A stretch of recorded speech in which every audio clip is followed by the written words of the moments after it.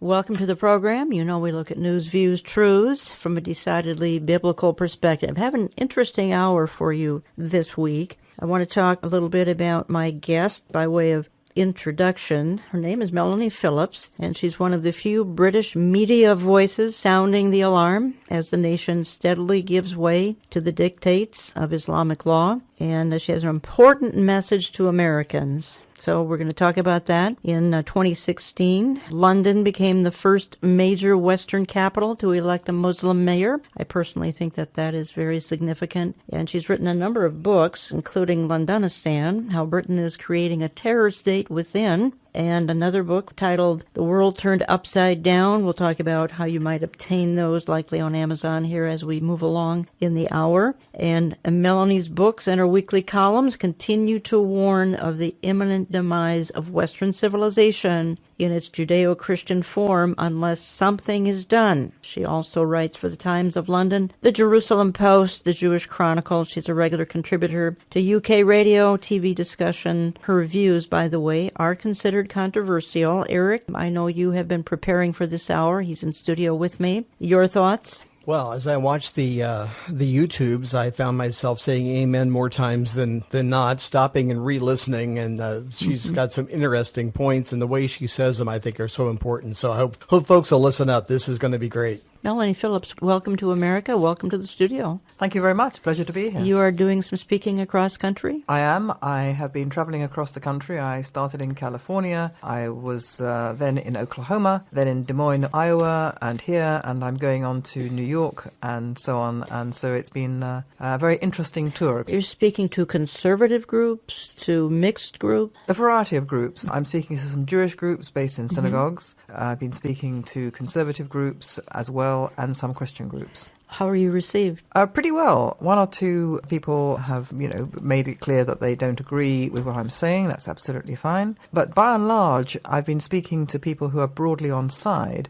I used to worry that was like preaching to the converted, and that it used to worry me that the people who don't agree with me don't turn up. But they don't turn up because they will not engage with the arguments. They prefer just to demonize the people who oppose them. But I came to realize some time ago that actually preaching to the choir was not something that was to be sneezed at, because the choir is very beleaguered, the choir is very besieged, and the choir is in danger of forgetting or even not knowing the lines of the song that they should be singing. So I've come to realize that I do play a role. I can play a useful role in telling them stuff that maybe they don't know, or they've forgotten, or they're too frightened to hear, and basically giving them a kind of encouragement just by the fact that I'm speaking up in public as far as I can. It makes them feel they're not alone, and I believe that's a useful thing that I can do. Well, I remember when your book, Londonistan, came out, and that's a few years ago. It's over a decade ago that it came out. I remember it very well. And when it came out, there was no Arab Spring. Hadn't happened yet. There was no war in Syria. Hadn't happened yet. The mass migration to Europe, that's of the last 3-4 years, hadn't happened yet. But you obviously had a significant Muslim population in London, because you were talking about back then, when you wrote this book, an Islamic State before there was an Islamic State. Well, what was worrying me at the time, and this was in the wake of 9/11, obviously, when I think virtually all of us kind of woke up to the fact there was such a threat. What then became apparent to me over the following few years was that the British political and intellectual establishment was not only not dealing with this threat, but wasn't prepared even to identify it as the threat that it was, based in what I consider to be a form of religious fanaticism, a particular interpretation of Islam, which had taken hold in the Islamic world and was backed by the most powerful forces in the Islamic world, and which was setting out to Islamize the non-Islamic world and to Islamize also, or to re-Islamize, the Islamic world that wasn't considered Islamic enough. And what concerned me was the way in which Britain was making itself a haven for the most extreme voices in this Way world. back then. Way back then. Yeah,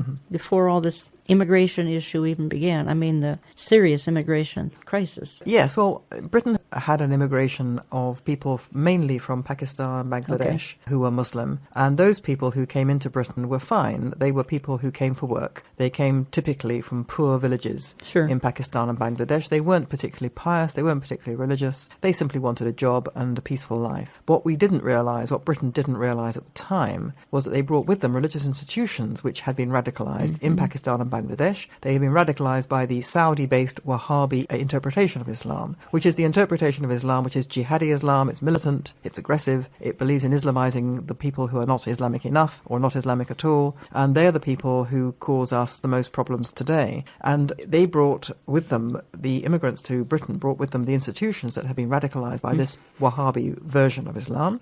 And as a result, the children who were born in Britain became more radical than their parents, because the children went to the mosques and the madrasas, which were staffed by people who were radicalized in this way, education institutions. And even though the vast majority of these children were educated in British mainstream schools, nevertheless, the influence was a radical one from the religious point of view. Wahhabism, as we know, they were the 9/11 pilots. They were the people who engineered the attack, and that's something that can't be stressed or forgotten, I believe, enough. We need to remember that. Did you find in the beginning, when you were speaking out about this, you must have felt like you were all alone in some cases? You were the only one that was warning anyone there, and we felt the same way here as we began to warn about Islam. People looked at us funny, like, it can't really be that bad. It can't all be like this. Is that what happened to you? And did the media kind of drive this at the same time to make you look like that this was, you were more fanatic than maybe you even felt you were? Very much so. I was considered to be absolutely on the extreme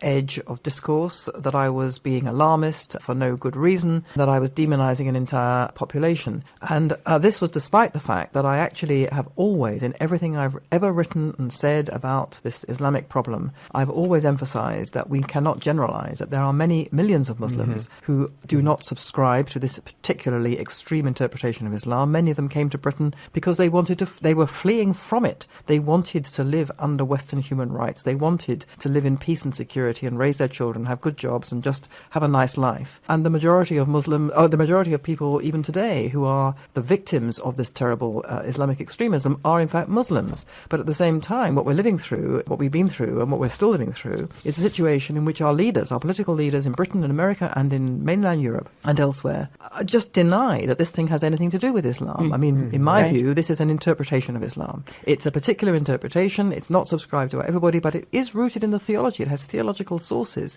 And it's ridiculous to say it's got nothing to do with Islam. And our leaders deny this. And, if you can't even name properly the thing you're up against, if you can't accept and acknowledge that what you're up against is religious fanaticism, which is a different order of magnitude completely, different type of threat from any other threat, when people believe they're motivated by the defense of God, which is what they believe they are, then if you don't understand that, you cannot possibly deal with it properly. You're listening to Understanding the Times Radio. I'm Jan Markell. I have in studio with me Melanie Phillips. I'm going to give you the rundown of what her credits are again a little bit later. Again, I got familiar with her over a decade ago, Londonistan, when that came out, about 2006. Eric Barger in studio with me. We're talking to her about, well, quite frankly, it's sort of a subtitle of the book, Londonistan. It's really a warning to America about all who care about freedom. And obviously, Melanie, Europe is going through some trials. Now, what I read in your book, what I read online, in Britain, God is pretty much dead. Now, God didn't die, but Great Britain and other parts of Europe have thrown him out. And they've replaced him with superstition, replaced him with government, replaced him with multiculturalism, replaced him with diversity. And I even read where some are, instead of God, they're turning to witchcraft, they're turning to psychic activity, they're turning to astrology. In other words, anything but God. Churches are being turned into mosques. I mean, this is a serious warning to the Western world, to our part of the world, United States and Canada. Serious warning. Well, I think you put your finger on it, and indeed I developed these precise themes in my subsequent book, which is published 4 years after Londonistan, called The World Turned Upside Down, The Global Battle Over God, Truth and Power. And what I say in that book is that two things have happened in the West which feed into each other. One is the systematic erosion of Western national identity and the Western values, which are based on the Hebrew Bible and Christianity. And they have been replaced by a whole lot of secular ideologies or isms, moral and cultural relativism, multiculturalism, and all kinds of other ideologies. These ideologies, if you drill them down, they all have a common core, which is the despising of and the desire to undermine and overturn the core values of Western society, which are based on the Hebrew Bible and on Christianity. And these ideologies brook no dissent because they drive all before it, because they are ideologies where the power of the idea drives all before it. It cannot be gainsaid. It cannot be challenged. And the reason it can't be challenged is because it's not just an idea. It's not just a point of view. It's a point of view that is considered to stand proxy for virtue itself. If you believe in multiculturalism, for example, you are motivated by the desire to make a better world based on the erosion of bigotry. Bigotry only comes from people being divided, so you avoid division by saying that no culture can consider itself to be superior to any other. And that way you basically get rid of bigotry from the human heart. Who could possibly disagree with that? Well, I would disagree with that because I personally think the West's values, based on biblical morality, are better than anyone else's values. But if I say that under the doctrine of multiculturalism, I'm a bigot and a racist and a phobe and all the rest of it. So these ideologies can't be gainsaid. You cannot argue against them. And as a result, not only are they destructive of the basis of our Western society in and of themselves, but they bring about inexorably a situation where they stamp out dissent. They are innately totalitarian. They cannot brook any dissent.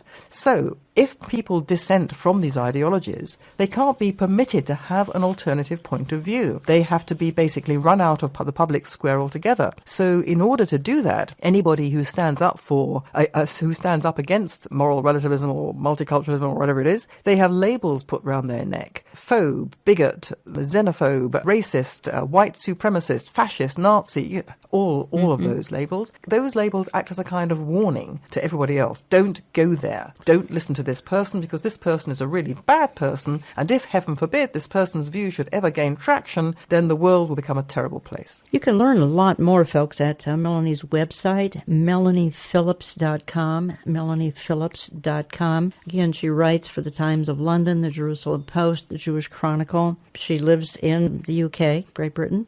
And Melanie, the thing I'm observing from a distance, obviously, is Europe kind of committing suicide. And I do want to ask you about Emmanuel Macron a little bit later. But I want to play a short soundbite and get your take on it, because the soundbite talks about, and we're still dealing with this Islam situation, with the demographics involved with Islam.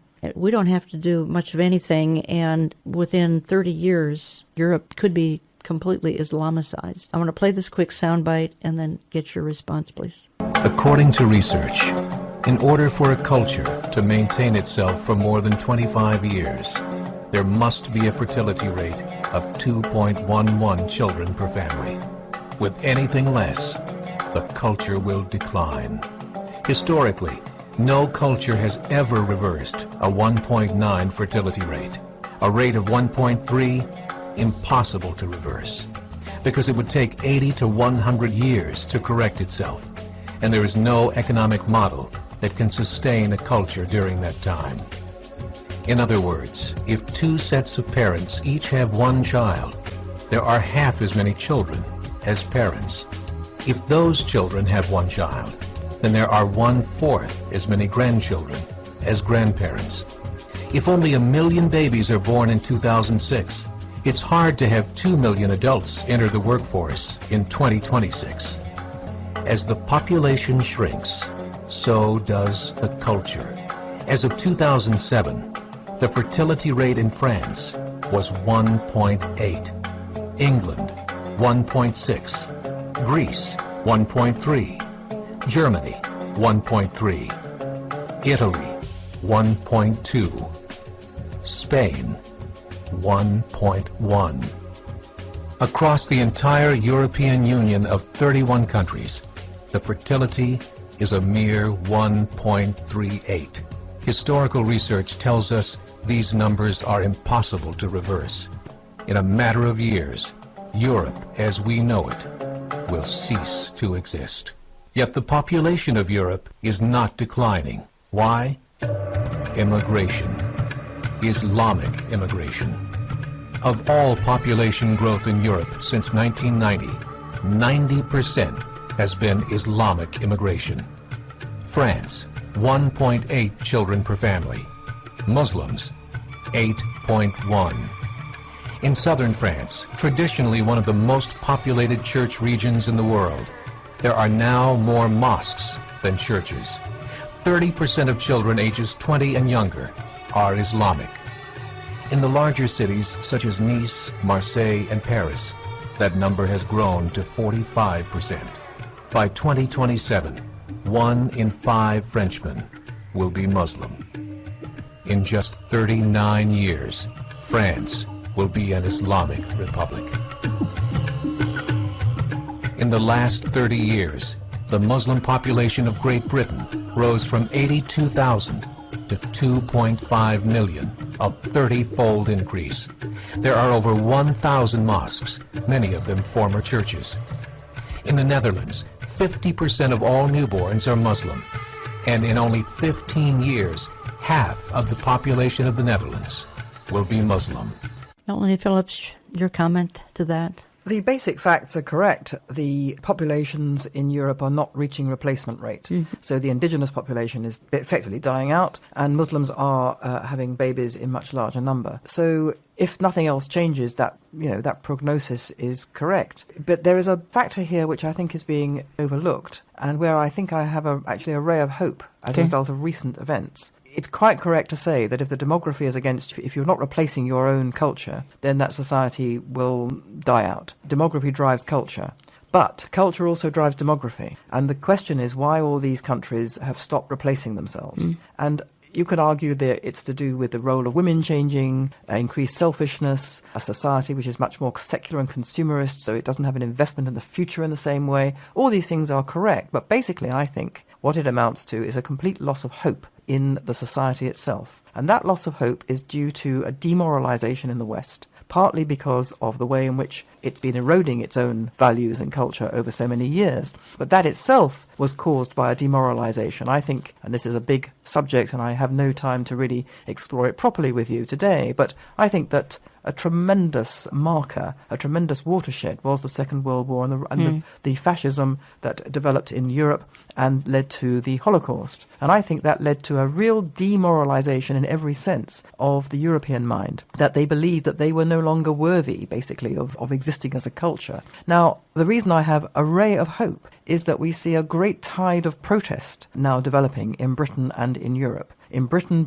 voted to come out of the European Union. Right. In Europe, we see all sorts of convulsions in terms of politics. And basically, these convulsions are driven by two things, and they're related. One is the desire for the Western nation to reassert itself as a democratic, self-governing entity. And the European Union prevents that, very explicitly prevents that. And the second thing is the related inability of the countries of Europe to control their immigration policies as their own policies. Because the European Union's core belief is that it's basically one big country, and therefore people should be able to cross borders at will. And so you cannot control your immigration policy in France as a French person. Now, with the rise of this great populist movement, as it's called, for national identity, has the capacity to bring back the Western nation. If Britain leaves the European Union, Britain will become again a self-governing nation. That, in my view, is an essential first step to regaining a sense of purpose and identity as a nation, and that is the essential first step to a nation recovering a sense of its own hopefulness in its own future, and that could play into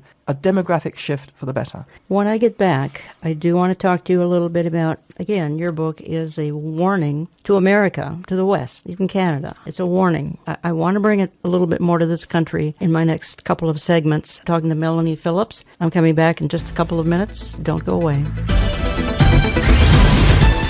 We know you're enjoying the insights today from journalist Melanie Phillips. Week after week, our media team researches guests and material to bring you the best resources to help you discern our times.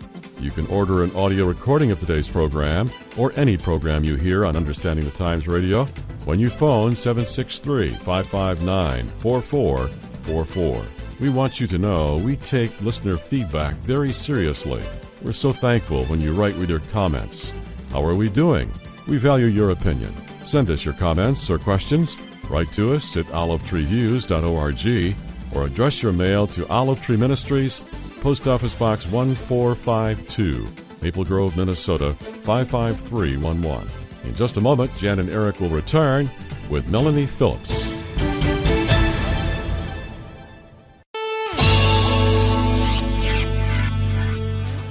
We are finalizing our 21st Understanding the Times Conference for October 7 at Grace Church in Eden Prairie, Minnesota, just outside of Minneapolis. Please consider joining us from 9 a.m. to 5 p.m. There is no cost or registration needed, but you need to make hotel reservations early. Meet believers from across America who take our time seriously but have a hope and expectancy many do not have. Our speakers include Amir Sarfati. Thessalonians chapter 4, he says, the dead in Christ will rise first, and then we that are alive will be caught up in the air. In other words, he was completely sure it's going to happen in his lifetime. And that's the way we should live, as if it is going to happen at any given minute. Dr. Mark Hitchcock. To me, that's a great picture of Bible prophecy for us. Knowing what's coming gives you peace of mind. And the Bible tells us that prophecy has a calming influence on our lives. Pastor J.D. Farag. That's not to be dismissive of the seriousness of what's happening in the world today, but thankfully we have prophecy in the Bible that tells us not only what's going to happen at the time of the end, but why it's going to happen and where it's going to lead. And by the way, spoiler alert, we win. Michelle Bachman. These people don't give up. That's what we don't understand. That is everything for them, is their strategy to get to one world government. And they will do anything, including lawless actions, to get there. Visit our website for details, olivetreeviews.org. That's olivetreeviews.org. Or call us at 763-559-4444. That's 763-559-4444. Helping you stay informed on issues that could change your life.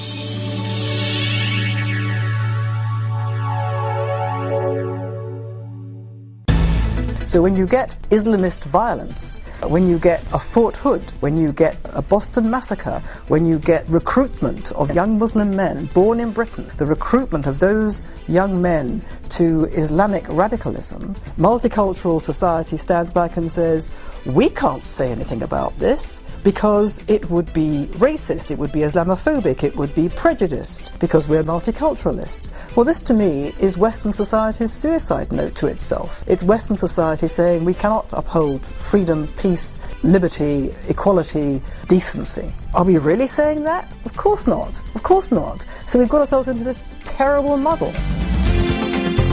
The shaping of the political environment in the United Kingdom, Europe, and the United States. That's today's topic on Understanding the Times with journalist Melanie Phillips. Once again, Jan Markell. On ISIS, nobody, if I decide to run and win, nobody would be tougher than Donald Trump. Nobody. I would hit them so hard and so fast that they wouldn't know what happened. I would find a general. Remember the old days of General MacArthur and General Patton and these great generals. Now, we must have somebody in there. But I laugh as I say, and it's laugh through tears, as you say, look, they're announcing when they're going to attack the other side. How often do you see that? In 2 weeks from now, we're sending soldiers over here, we're going to attack this. General MacArthur is spinning in his grave when he sees what we do. So you got to hit him hard, you got to hit him firm, and you can't play games. You got to go hard and fast and firm. And welcome back. You're listening to Understanding the Times Radio, and I'm happy to have you in studio Melanie Phillips, author of the book, which I was familiar with a decade ago, Londonistan, also author of the book, The World Turned Upside Down. And Melanie actually was an ardent leftist, and then she said she was mugged by reality and has become a conservative, and she's on a kind of a cross-country speaking tour, and I'm blessed and privileged to have her in the Twin Cities area. And Melanie, by the way, and as Eric knows, Minnesota is Minnesotistan. This is Little Mogadishu. We have issues here. I have a national audience, but I often refer to the fact that my home base being the Twin Cities. We've got Islamic issues here. It's kind of jihad central. I don't know if you're aware of that. I have been made more aware of it. I was a little aware of it, but I have been made much more aware of it in the last few days when I've been here. France recently had an election. They have a new president. There are some in the evangelical community who are looking at him almost as an apocalyptic figure. And I don't say that to be sensational at all. It's just he's a very intriguing figure. You said they perceive him as a centrist. He's not. He's a leftist. Where do you think he could take Europe? Obviously France. We could start with that, but where do you think? France not going to leave the EU, obviously. Well, he's called a centrist. He's not a centrist in my book. Right. To me, he's a fanatical Europhile. He's somebody who believes that all the answers to all the problems that beleaguer France, in particular Islamization, violent militant Islam, which is causing great violence of the French population on a regular basis, and the allied loss of French national self-government through the fact that it's principal country in the European Union. These two things are linked. France can't control its own immigration policy because it's part of the EU. He thinks that the answer to all these questions and more is more and better and deeper EU. He thinks that the greater loss of the French ability to govern itself is a solution to all these problems. Emmanuel Macron seems to me not a centrist. He stands for the view of the world which is globalist, which is internationalist, which denigrates the nation state, which denigrates the West, which denigrates French culture as a particular culture, and all the rest of it. And this view of the world, which is basically the leftist, progressive, liberal view of the world, whatever you like to call it, is the view of the world which I think basically voters in mainland Europe, in Britain and in America have voted against in great number. The precise reasons for their voting are all very different, clearly. Nevertheless, they're basically in revolt against an establishment view which rides roughshod over the desire of ordinary, decent people to live in a country that they recognise as their own culture and to govern it themselves through their own democratically elected parliament, which they can throw out. Now, Macron stands for the opposite of that, and the revolt against that view which almost brought to power Marine Le Pen. Marine Le Pen, who runs the Front National, the National Front, a party which under her father, who was very explicitly anti-Semitic and a neo-fascist type, she has tried to distance herself and her party from him, I think not entirely, but basically that party was a fringe party which nobody took seriously until very recently. And the reason why Marine Le Pen nearly became president of France, she lost to Emmanuel Macron in the runoff, the final runoff just recently, the reason why she was brought almost to power was because of the very things that Emmanuel Macron, in my view, stands for. So the idea that he's going to solve these problems is false, in my view. In the next 5 years, whatever it is, until the next French presidential election, I think we're going to find the pressures that brought Marine Le Pen to the final runoff in that election are going to increase exponentially. Macron, as a fanatical Europhile, is also deeply hostile to Britain's decision to leave the European Union. He has basically said, I'm going to make it as difficult as possible and I'm going to punish them. This man, is an enemy of democracy. The British people have a right to say that they wish to govern themselves. He doesn't understand that. He doesn't understand what democratic self-government is, quite obviously. So I think he's a potential menace. Quite frankly, not a centrist at all. We have the same kind of fanatical going on here in our streets. People that can't take the election, take the effects of the election and so on. And we're watching this happen in the streets. I think it's going to get worse, honestly. 3 questions, and these are big ones maybe. Do you have any idea what nation may be the next one to try to bolt from the euro? And I guess I would ask then, is there a possibility of a nation falling to Islamic control inside the euro? And will the European community in the end, will it survive? The last question first, no. In the end, no. The European Union is founded on a whole series of incompatible premises, of which the most glaring is the idea that you can have a common currency, the euro, serving every nation when these are independent nations and you don't have a common culture. It's not like the United States where you have one country, one nation, united by all the things that unite a nation. And consequently, this dislocation between the currency and the politics means that the whole European Union project is bound to collapse, plus the appalling pressures that it's inflicted upon itself by its open borders policy, the demographic changes that are taking place, the huge influx of immigrants which it simply cannot sustain. So I wouldn't expect it to last for very long. I don't know when it's going to implode.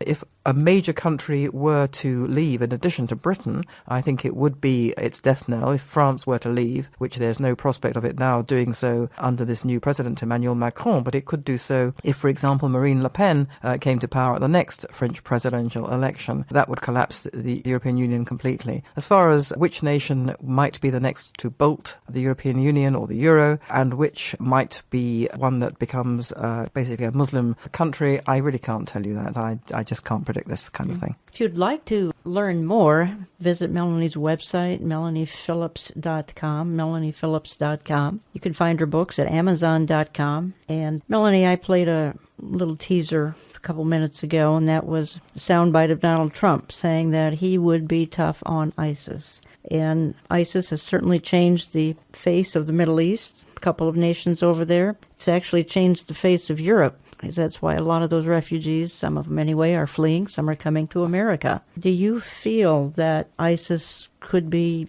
defeated? I think ISIS can certainly be defeated. I mean, I'm not a military strategist, but I read military strategists who say that ISIS is not a particular problem in terms of military capability at all. It's not particularly strong. It's in fact very weak, and with the right kind of policy and military strategy and determination, it can easily be defeated. And I don't think ISIS is the main problem at all. I think it's obviously a very, very serious terrorist threat to the entire world. But the problem of Islamist terror and Islamization well predated ISIS, and after ISIS is defeated, which I fully expect it to be, there will be others who will rise to take its place. The problem is the particular way of thinking in the Islamic world, which is giving rise to this twin-headed hydra of, on the one hand, terrorism, and on the other, cultural encroachment and takeover, which is basically the Islamic jihad. And that requires a great deal of statesmanship and courage and far-sightedness, determination to address. But we America at least has a president willing to say that the root cause is radical Islam. We didn't have that for 8 years. You have a president who has certainly said that, and I'm sure he believes that, and I'm pretty sure he'll say it again. But among his people that he's appointed to his administration are people who say that this is unhelpful to say this. Mr. General McMaster is on record as saying that to use the word Islamic extremism or Islamic terrorism is unhelpful, that Islamic State itself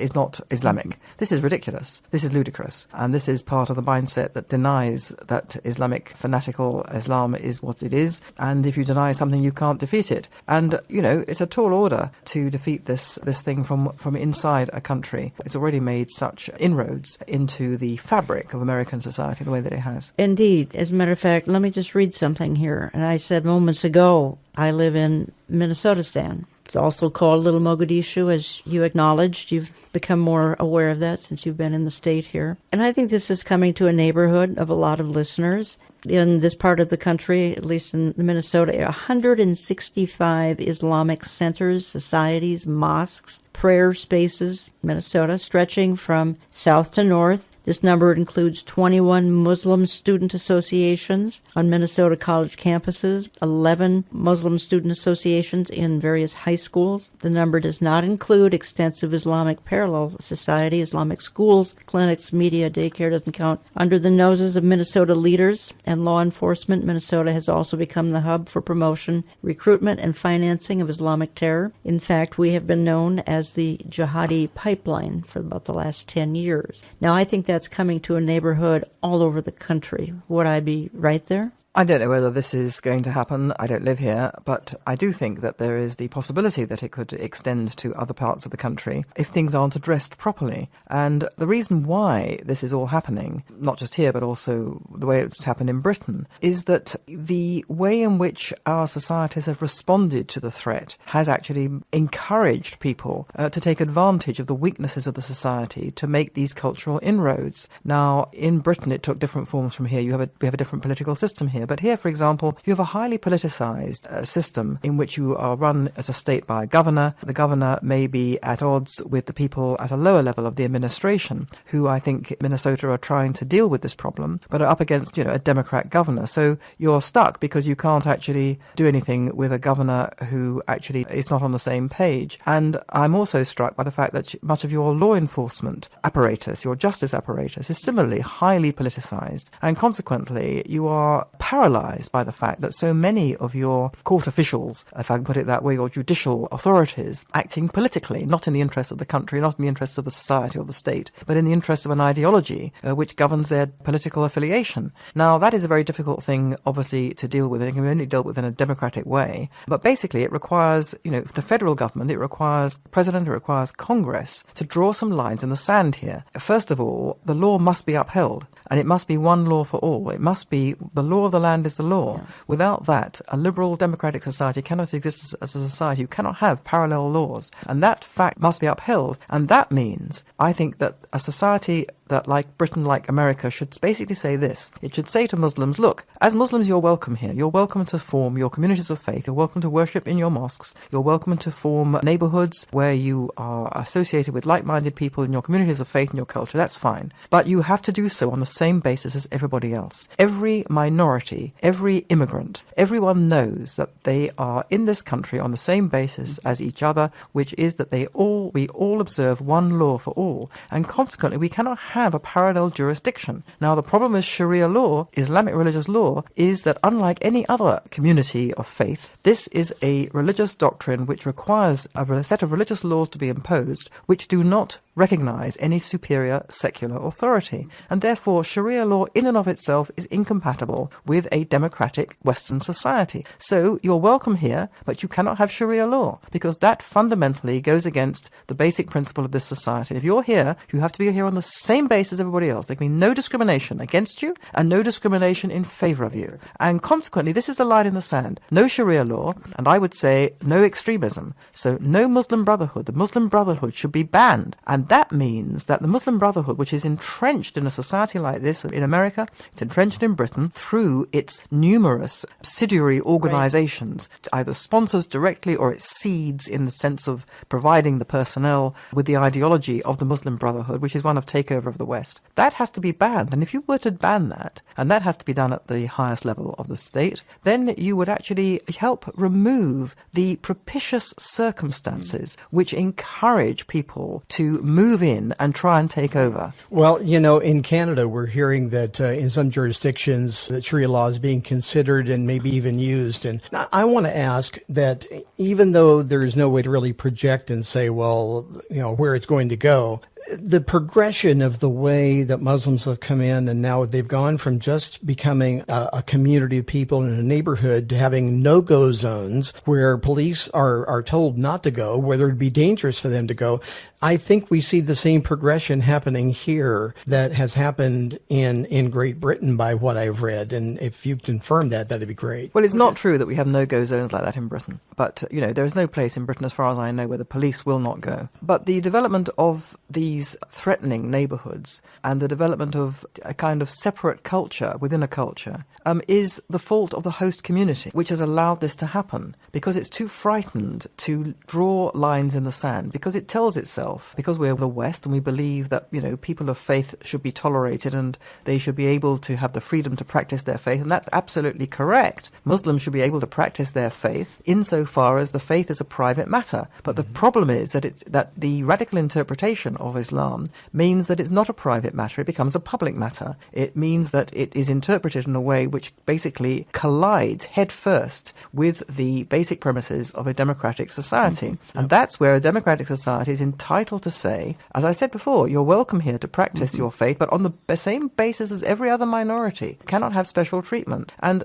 it's the inability of us to say that and to tolerate what should not be tolerated that has encouraged people to move in, literally and metaphorically, and try and take over the society, because it's open for takeover. Yeah. If you draw lines in the sand, you will discourage that. Well, going back to the problems here in America, I mean, it doesn't help, and again, the PC, politically correct issues and all, doesn't help when we've got public schools who are having hijab day, and we celebrate diversity in the schools. We observe Islamic holidays. I mean, we would never observe a Christian holiday, but we observe Islamic holidays in the schools. And I saw a headline here, New York public schools promote course justifying suicide bombings. You've got the progressive left, you know, running our school system and brainwashing our kids, which is one of the reasons we have the problem that we have, is because of our educational system. I mean, I'm reading it every day about what the public school system is demanding that their students do on a regular basis. I'm out of time in this segment. We'll pick it up here when we come back in just a couple of minutes. Understanding the Times Radio is a listener-underwritten broadcast ministry. That means the only way we can remain on the air is through your generous financial gifts. During the summer months, we usually find our support dropping somewhat. We need more listeners to help sustain us through June, July, and August. Please consider becoming a part of our growing support family. Many see this ministry as a critical resource contributing to their spiritual awareness. If that describes you, We invite you to mail your tax-deductible gifts to Olive Tree Ministries, Post Office Box 1452, Maple Grove, Minnesota 55311. You can also give by phone at 763-559-4444 or securely online at olivetreeviews.org. Please stay with us. Jen and Eric will return shortly with journalist Melanie Phillips. I have often called Understanding the Times radio for the remnant. Around the world, people have had enough of fake news, slanted news, and evidence that good people are marginalized and unappreciated. That is why this program focuses on the truth and the ultimate good news. If you would like to keep it coming to your neighborhood, please consider a tax-deductible gift to Olive Tree Ministries. Give online at olivetreeviews.org, olivetreeviews.org. You can call us business hours Central Time, 763-559-4444, 763-559-4444, or just drop us a note. If you can't financially support, let us know. We make a difference in your life. Write to Olive Tree Ministries, Box 1452, Maple Grove, Minnesota 55311, Box 1452, Maple Grove, Minnesota 55311. Help us look at today, but with another eye on tomorrow and the ultimate hope that awaits us.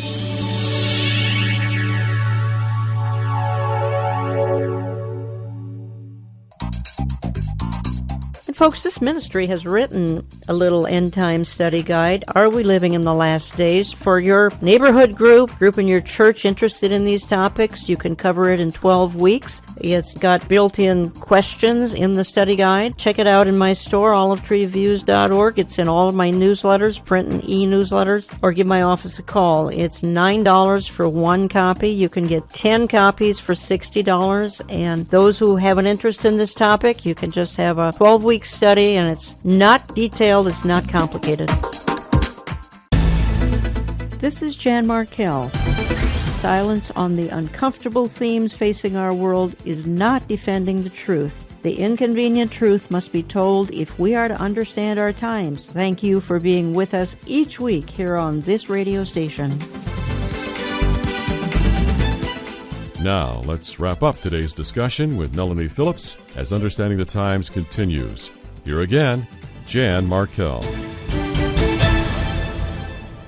And welcome back. And let me just quickly make a brief announcement, a couple of things I want to say. And you can always access this program on my website Saturday morning, olivetreeviews.org, olivetreeviews.org. And let me just quickly say that I will be teaching a Sunday evening Bible prophecy class, June, July, and August, 6:30 to 8 p.m. We're renting the facilities of Kahilat Sar Shalom Messianic Congregation in St. Louis Park on Rhode Island. That's the former Twin City Fellowship Church, the former Twin City Fellowship. Everyone welcome, no cost, no registration. Sunday evening, June, July, August. My national audience, thank you for allowing me to make a local announcement. But we are prophecy deprived here in the Twin Cities area, so it's something I try to do in the summers. It'll be Sunday evening, Kahilat Sar Shalom, St. Louis Park. Eric, you had a comment during the break, and I wanted you to be able to get that in. Our politically correct society has caused us really to bend over backwards not to offend a religion whose printed book, the Quran, tells them not to assimilate. And yet we're trusting somehow that we're going to convince them by our goodness to assimilate, to be a Quranic Muslim. You can't assimilate. And that to me has been one of the craziest things along the way, where you have judges trying to, reform terrorists and all those kind of things.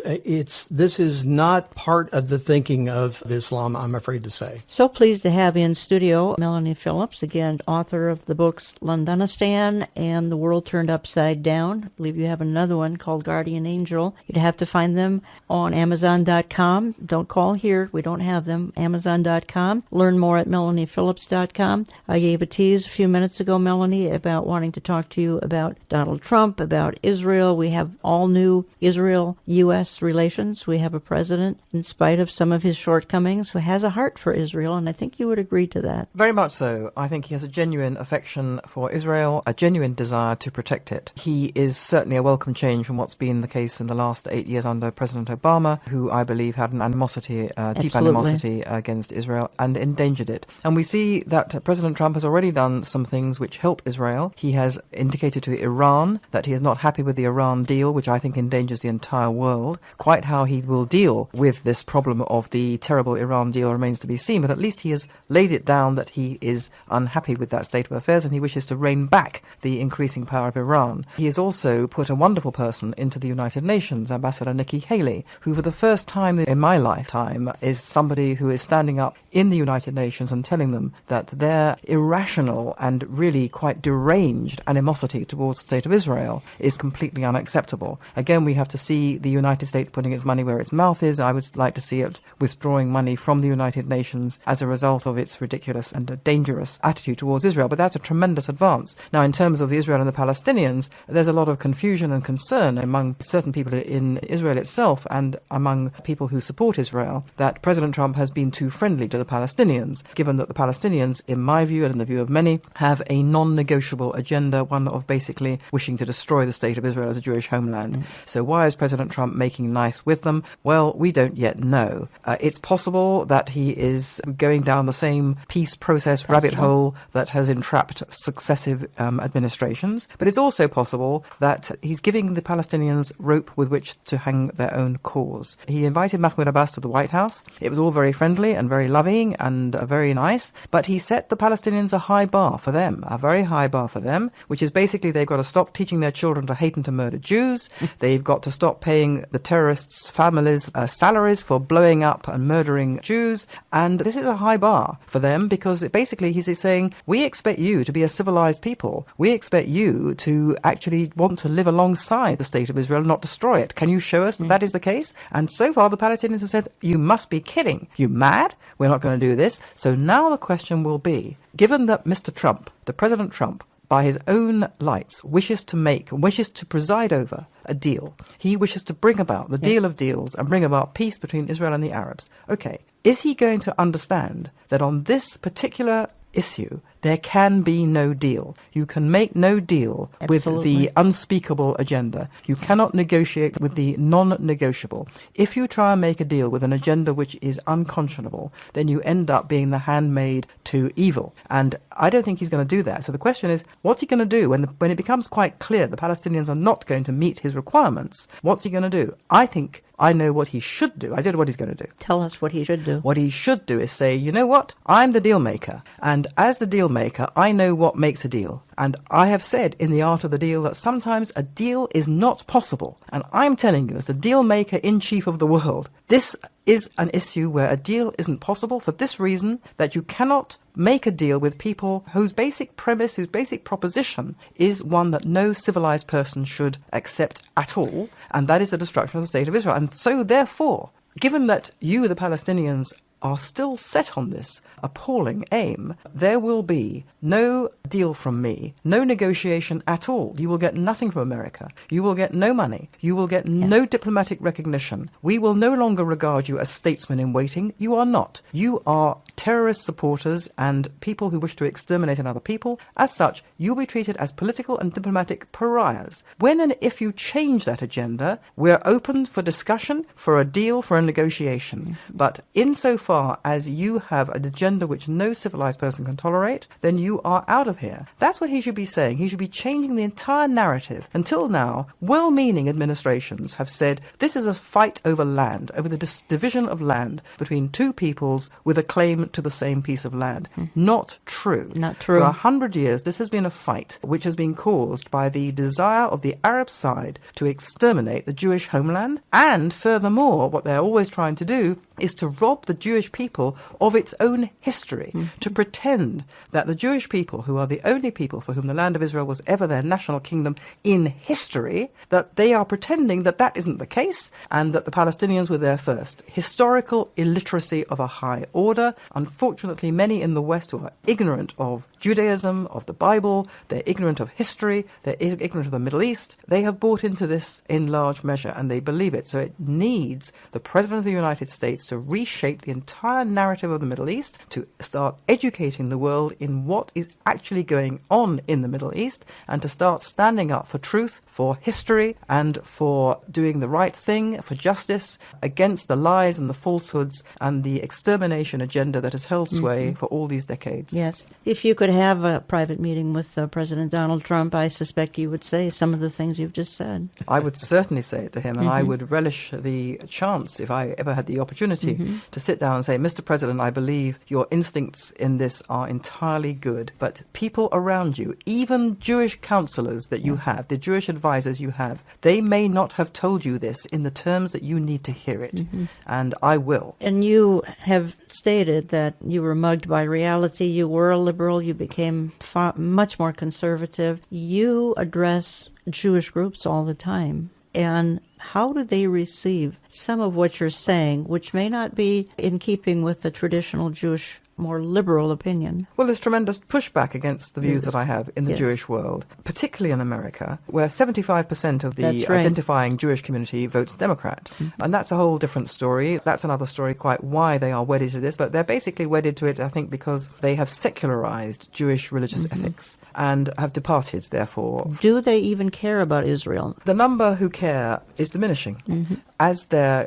attachment to the religious ethics of Judaism is becoming more attenuated. So in direct proportion to that, their attachment to the State of Israel is becoming weaker, and their children are being turned by the prevailing liberal, progressive zeitgeist that they get from the media, in particular from the universities. Their children are being turned hostile. So this is a very difficult situation. It's happening in Britain, but not in the same way, not to the same degree. As a culture loses its way morally and forgets the basis of its faith, and we're watching that happen inside the Jewish community, exactly what she just said. And you can't help but think about the 60s and free love trying to fill a void because we didn't feel good about ourselves, and now look what's happened to us. I would just like to say that I live in two worlds, the world of Israel and the world of Britain. I have places in both, and I go back and forward. I live a rather complicated life. And I think what we all have to appreciate and acknowledge, and you in America appreciate this much more than we do in Britain, but America and Israel are all basically on the same side and fighting the same fight. Israel is often put in a different box from the West. It's perceived as fighting a different kind of fight because it's a fight over land. It's not the same. It's not a different fight at all. It's the same fight. Israel is absolutely central to the recovery of the West, the recovery of the West's belief in itself and of Western values.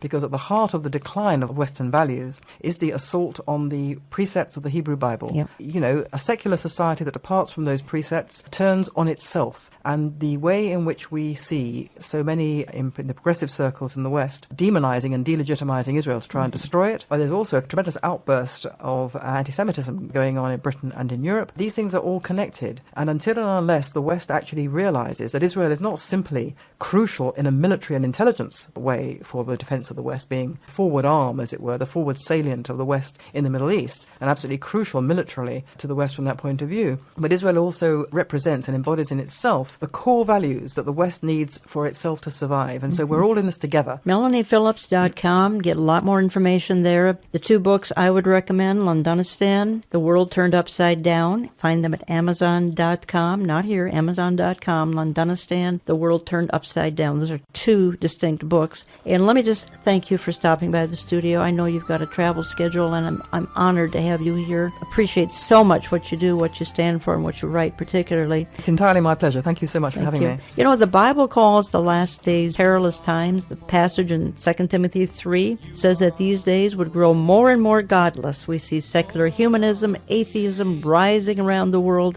Freedom is being replaced with socialism and totalitarianism. While we have time, please share the good news of the gospel of Jesus Christ, while we are still able to do so. I want to thank you for listening. We'll talk to you next week.